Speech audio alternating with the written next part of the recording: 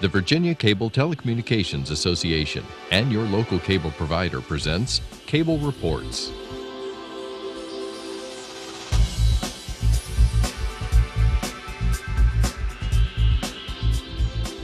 Join us now as Cable Reports brings you up to date on current issues facing the Commonwealth through discussions with your local legislators and other policymakers from across Virginia. From the General Assembly and the City of Richmond, I'm Woody Evans for Cable Reports, brought to you by the Virginia Cable Telecommunications Association and Comcast, connecting Virginians to their government. We are pleased to have representatives from the House of Delegates here with us today. Delegate Jimmy Massie, good to see you, sir. Thank you, Woody. Nice to be here. Good. Delegate Riley Ingram, good to see you again. Good to see you, Woody. Delegate Peter Farrell, how are you? Woody, I'm good. Good to see you on this snowy morning. Great, great. Let's start with you. Tell us what's going on in your district in terms of the economy and why it's so important to start diversifying the economy in the Commonwealth of Virginia. Right, and I would say that the economy is pretty stable compared to a lot of places in the country and even around the region. I think Innsbrook and West Creek provide a nice anchor for my district. And in Louisa as well with Zions Crossroads, which many Virginians are familiar with driving up 64. There's a lot of economic activity there up right now in Louisa County. We're doing pretty well. I think it's important to diversify, and you're speaking to a more general point, I think, about the whole state that these gentlemen will be able to speak to. As regards to, really, Virginia has been very dependent, a lot of companies have been very dependent on spending the federal government. And we need to rethink that because as we're learning, and you should never be dependent on one thing, and Jimmy and Riley both know that in their own business experience, and we have been. And that's unfortunate. So I think that's why in general themes, I think a lot of us, we do agree with the governor thematically that we need to diversify the economy. It's a matter of how we do that that will come the big question. And I'll let these gentlemen speak to that and other things as well. Riley, I take it that you agree with those sentiments, the need to diversify? Yes, most definitely. With the cutbacks, with the military and things, Virginia relies so much on military spending because of Northern Virginia, Norfolk, Tidewater area, and with the cutbacks, that is having a big impact on Virginia. We're very fortunate in this area, though, that our economy has held up fairly good, and Henrico, of course, is growing, and Chesterfield, they've got that new paper plant that's coming into Chesterfield, which is going to create about 2,000 new jobs. Amazon is over there just booming. It's really, I'm very proud of the fact that this area is Woody is doing pretty good, it really is. And Delegate Massie, as you know, come October of this year, we're probably going to have another round of cuts, most of it absorbed by the military, and that's going to have another negative impact on our economy.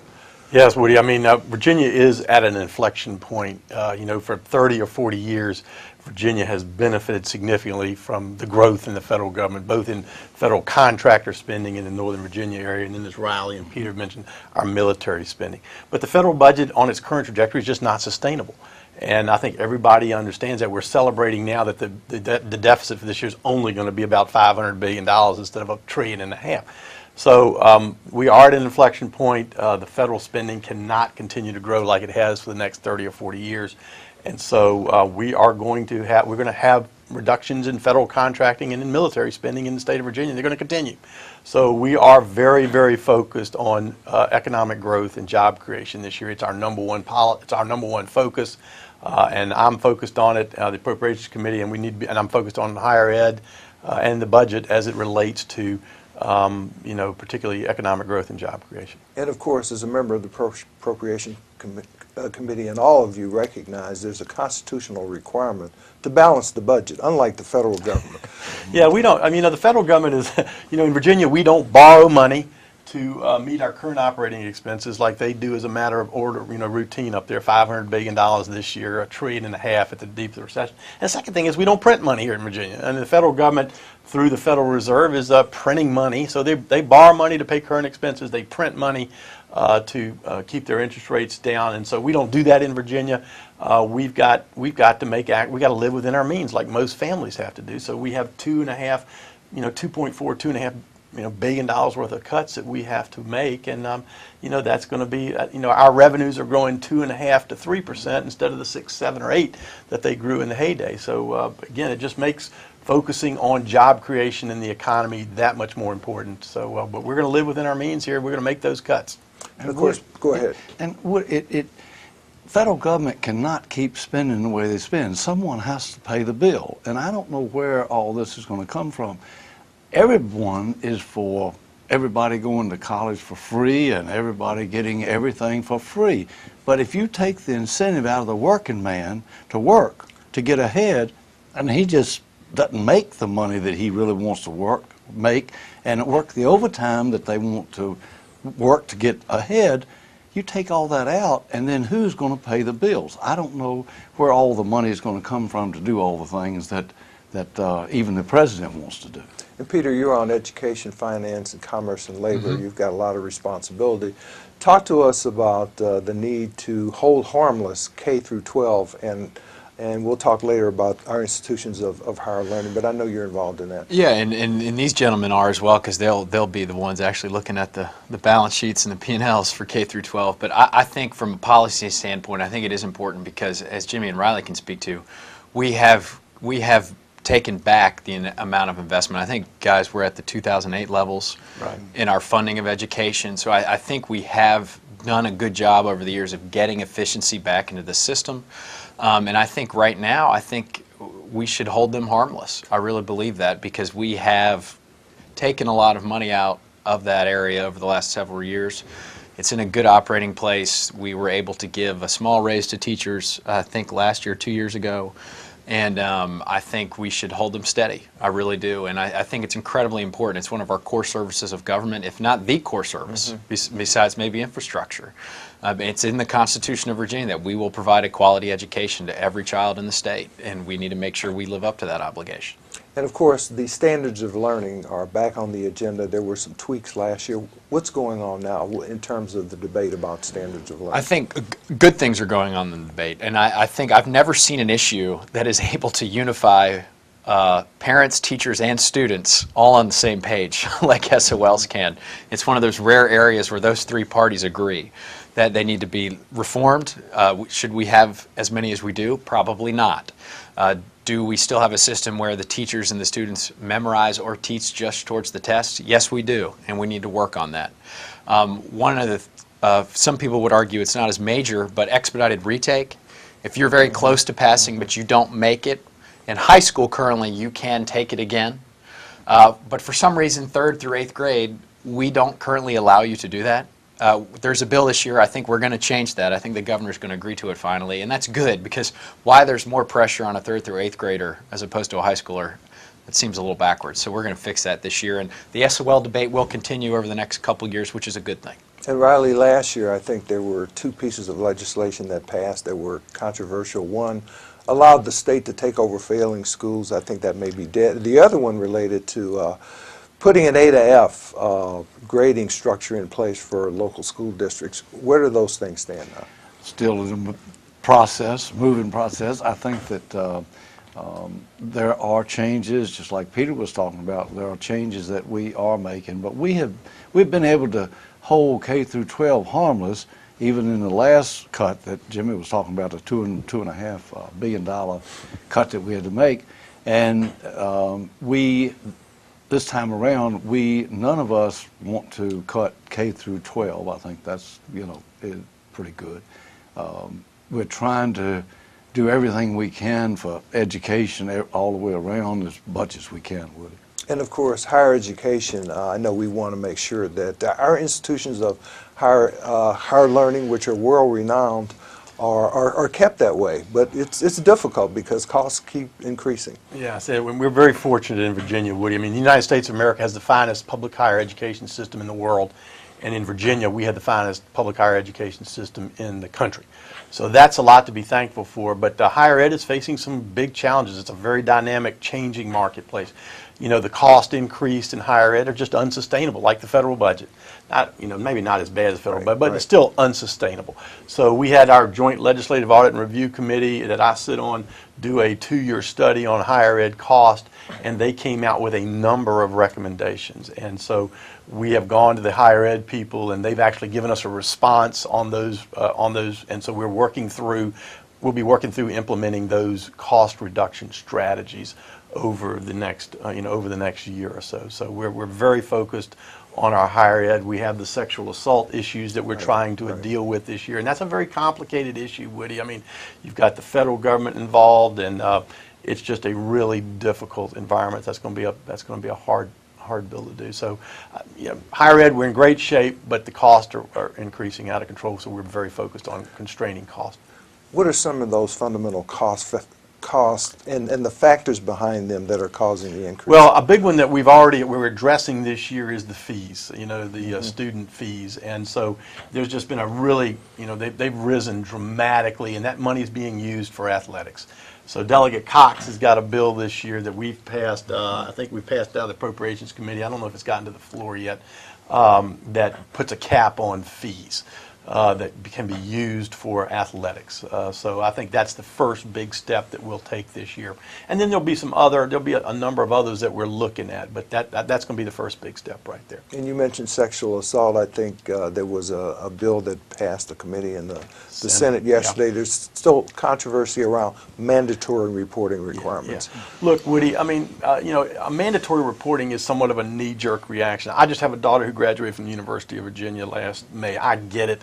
The knee-jerk, read the headlines reaction is if a employee of a university becomes aware of a sexual assault, they should have to mandatorily report that to local law enforcement.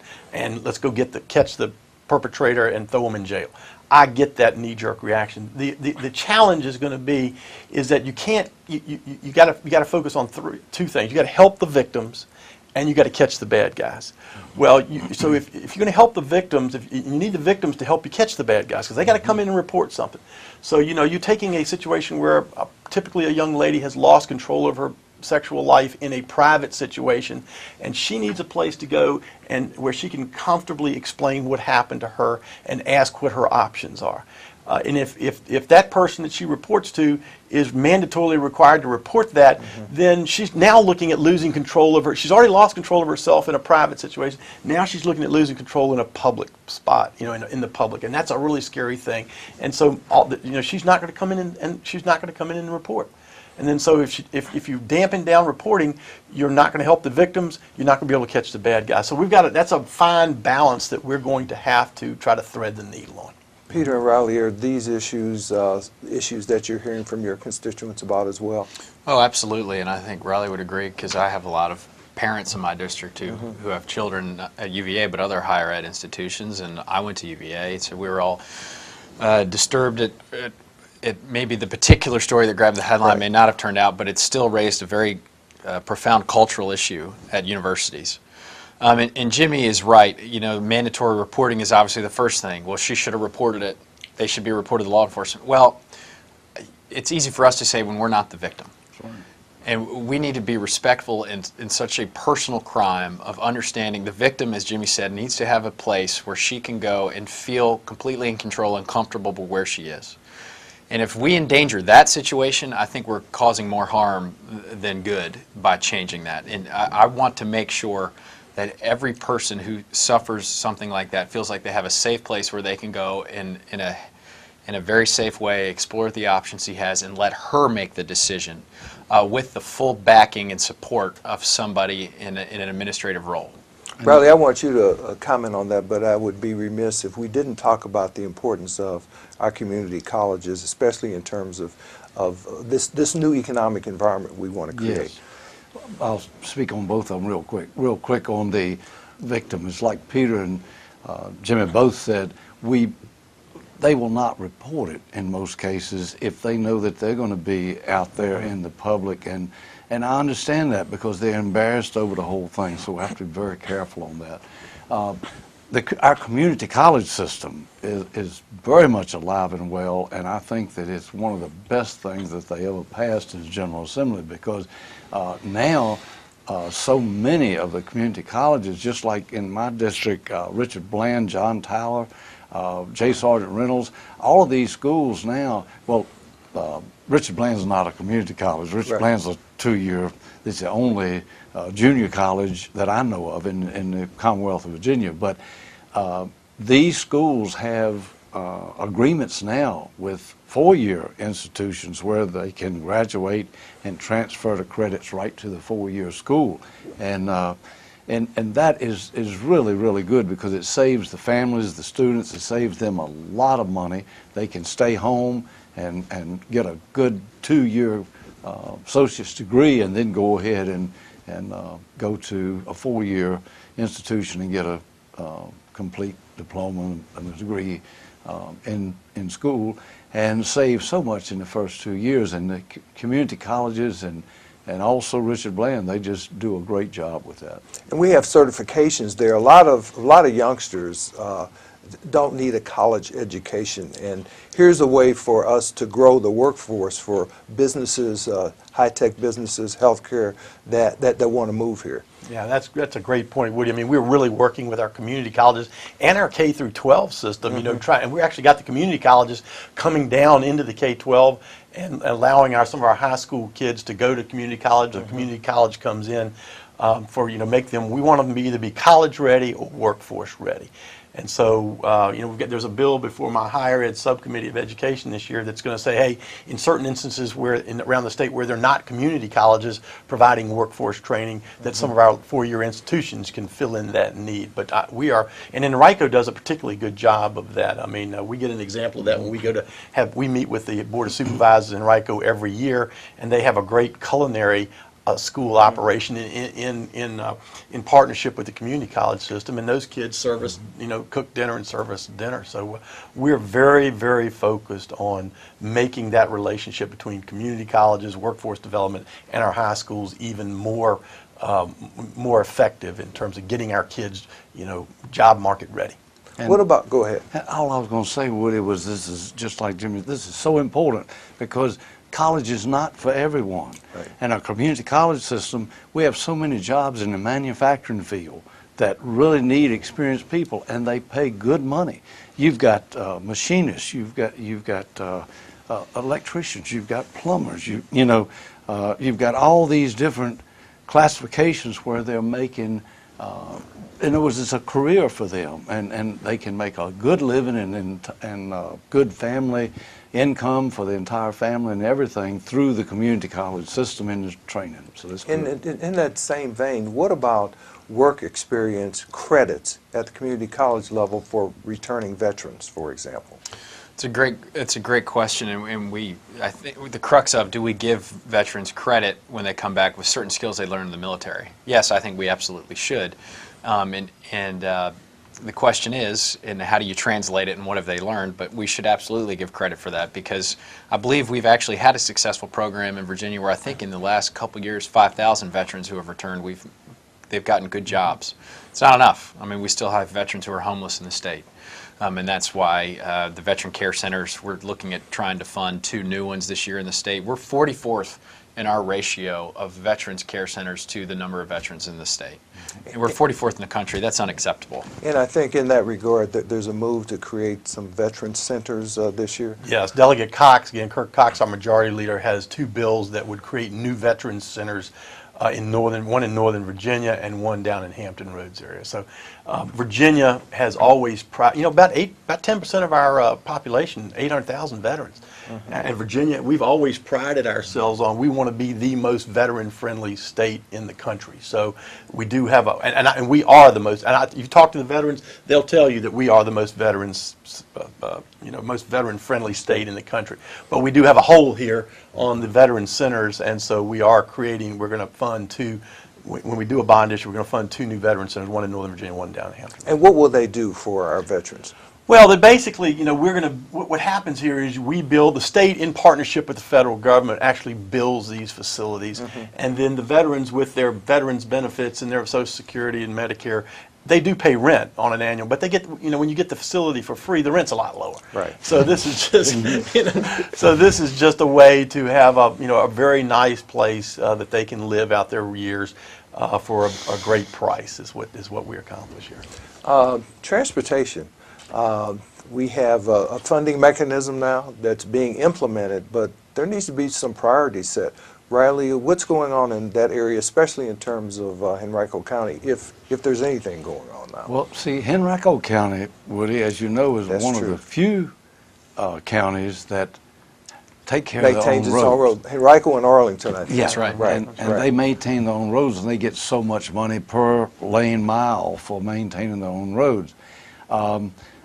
Most localities do not want to do this. Now, of course, the cities, they get money and they have to take care of their own roads, but the counties, most of the counties do not want to have the equipment and everything to do this, where Henrico County, they like controlling their own roads, and Woody, they do a good job. They do a real good job. I'd put them up against anybody, actually. Yeah. And I think any resident would tell you that.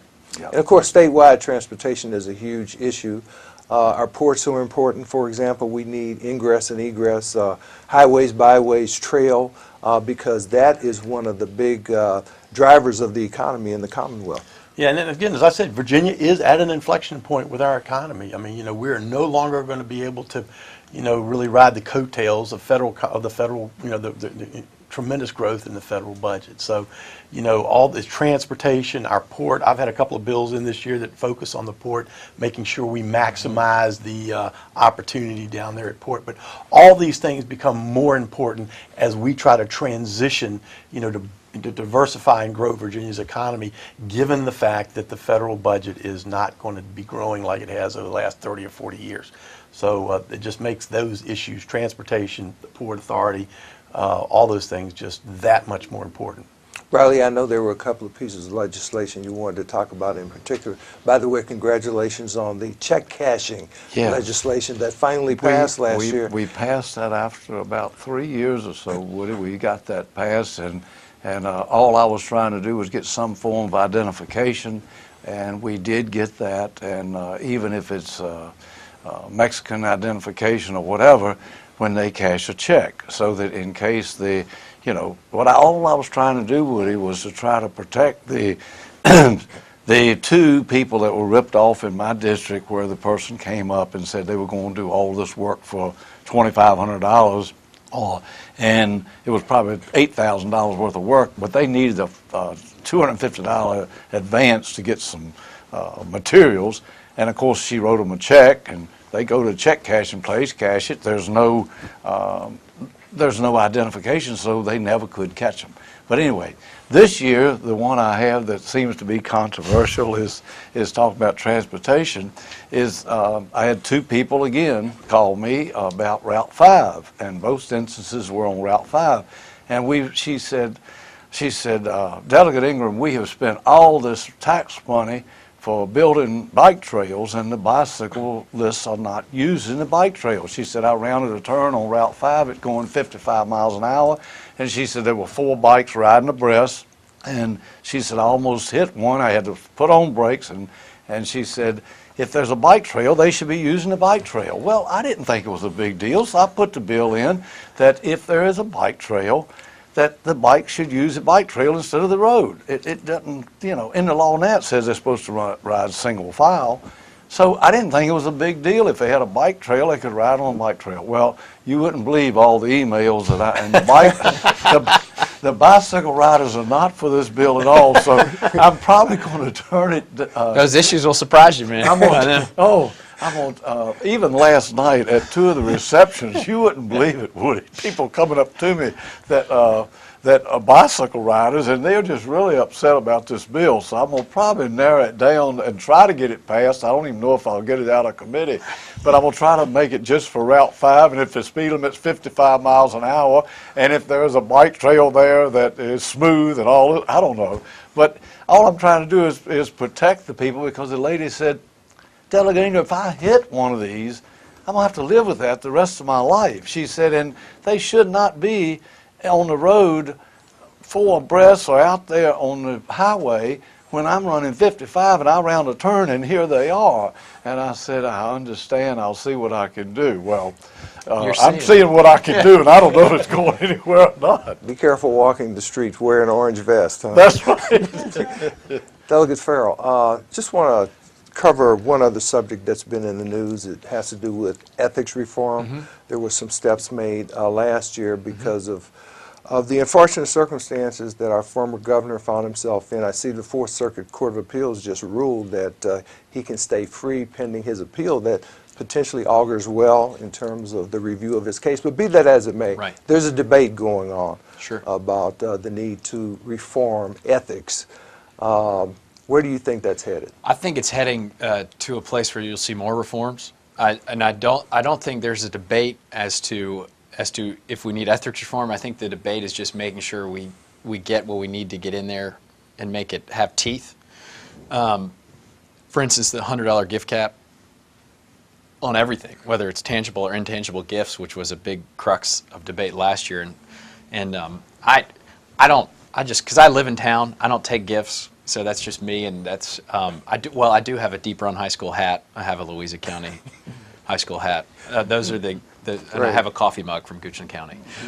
Those are the extent of what I've received. But it's really important. I think transparency needs to be part of it. We need to make sure we're reporting, but we also, if you read the forms now, we didn't do some of them right. You know, they asked, in one form they'll ask 2 different questions, and you literally will have to sit there and pick which one you're going to answer, knowing that answering one you're not going to answer the other. So we actually have to clean some of that up, and then we're going to have an ethics. What I think some of the things the legislator would say is there's no place right now for us to go and ask somebody, hey, is this okay? You know, and I think that would solve a lot of issues. So I think the Ethics Commission we want to pass, where we can go to them and say, hey, look, there's a potential for me to go to an education summit. Would that be appropriate? And they'll actually be able to give us an answer. I think that's actually going to help a lot of the issues and give legislators the ability to, and the constituents the ability to know that things are on the up and up, they're ethical, they've been reviewed, and there's a resource now for people to go and see, hey, is this behavior okay? And I think that's probably actually one of the best things we're going to do is now have a commission that'll be able to tell somebody, because right now that doesn't exist. Right now we all have to sit around by ourselves in our part-time jobs and in confusion sometimes. So I think that'll help a lot. Woody, to chime in on that a little bit, I was very fortunate. About 4 years ago, I took a trip to Taiwan. And it was a wonderful trip. It didn't cost the taxpayers a dime. It was paid for by the government. It was a trade mission, and it was a beautiful trip. And I would never have gotten to go on that trip. And I disclosed it. I think disclosure is good, but I don't know if I would be able to do that again or not. Good point. We'll end there, and there's a lot of work yet to be done. Thank you for being here. We really appreciate you coming down. Thank you, Woody. Good to see you, Delegate Jimmy Massie, Riley Ingram, and Peter Farrell. Woody, thank you. Thank you for watching Cable Reports, brought to you by the Virginia Cable Telecommunications Association and Comcast, connecting Virginians to their government. Until next time, I'm Woody Evans.